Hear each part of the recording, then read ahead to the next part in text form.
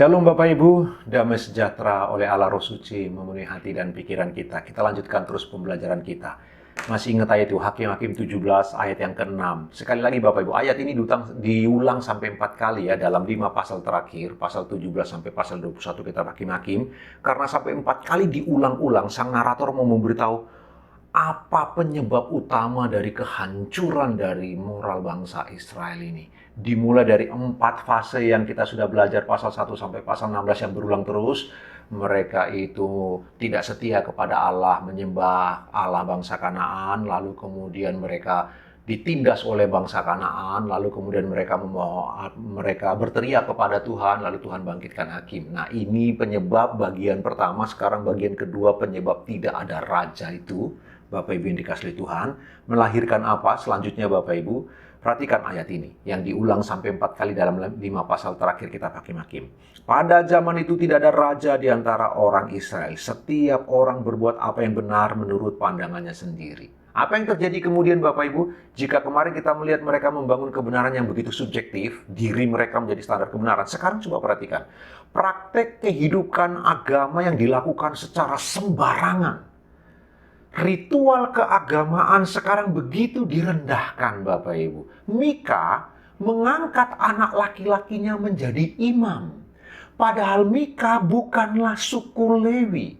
Mereka sembarangan sekali dalam ritual keagamaan mereka. Ketidakhadiran raja untuk menegakkan aturan-aturan Taurat yang telah ditetapkan oleh Allah. Bapak Ibu yang dikasihi Tuhan.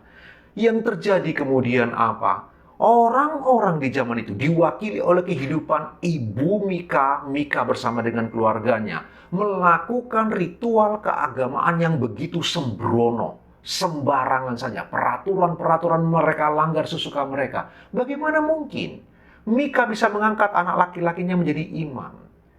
Yang menariknya kemudian, yang dijadikan Yehova adalah terafim itu, Bapak Ibu. Patung tuangan yang dibuat oleh ibunya Mika.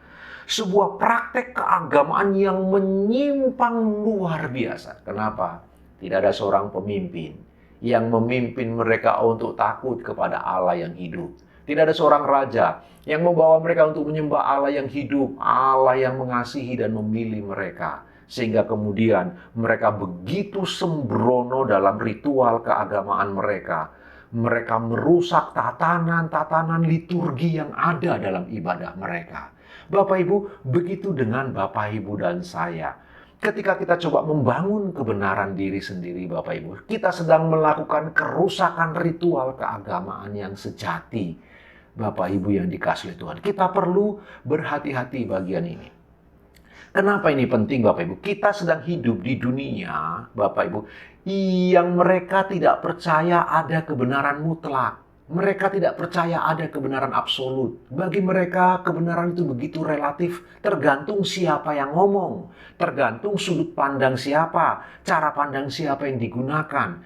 Coba perhatikan betapa berbahayanya Bapak Ibu yang dikasihi Tuhan. Ketika Bapak Ibu dan saya tidak mau mentaati kebenaran yang telah dikumandangkan oleh Tuhan Yesus Kristus melalui kebenaran firman-Nya. Yang terjadi, kita akan menjadi sembrono dalam ritual keagamaan kita kepada Kristus. Liturgi kita di hadapan Dia, kita menjadi begitu sembrono. Bapak Ibu, ingatlah Bapak Ibu yang dikasihi Tuhan. Mereka-mereka yang membangun kebenaran sendiri, pasti merusak cara peribadatan mereka di hadapan Tuhan. Apalagi yang bisa dibuat dalam ibadah kepada Allah jika kita menjadikan diri kita ukuran kebenaran. Bagaimana mungkin kita bisa menyembah Allah lagi jika diri kita jadikan standar kebenaran? Kita tidak mungkin bisa menyembah Allah lagi. Kita sedang merusak tatanan peribadatan kita kepada Dia. Hidup ini adalah ibadah. Hidup ini, pekerjaan ini, pelayanan ini, perkataan ini, tingkah laku kita adalah peribadatan kita kepada Allah. Ketika kita membangun kebenaran diri sendiri, Bapak Ibu, yang terjadi, kita sedang melakukan sebuah peribadatan yang rusak.